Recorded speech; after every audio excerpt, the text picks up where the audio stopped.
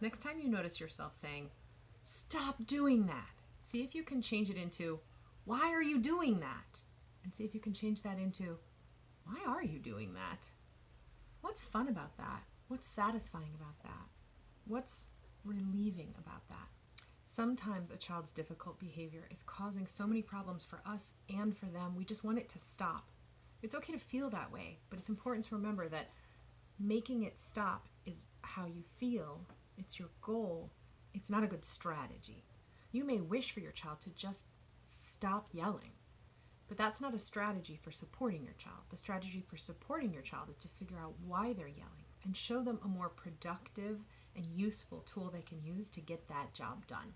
If we just block a child by trying to prevent or punish the behavior we don't want, we're hoping that they will somehow on their own invent a new solution that's better. Instead, join them, understand what's causing the behavior so you can help them invent a replacement. When we help the child to find playful or creative or communicative ways to make us stop, they get that relief and escape by joining us, by communicating with us, by pretending with us. And that's a really important way to help move them with their own motivation and autonomy as part of the journey towards relying less on those negative avoidant behaviors. I've had several kiddos who just seeing a therapist arrive at the home or school was enough to get them into an anxious mode where they would start screaming. So we set up a magical wand finger that can freeze the person approaching as often as the child wants. And then we'll say, "Okay, I'm going to take one more step. Now freeze me again. Freeze.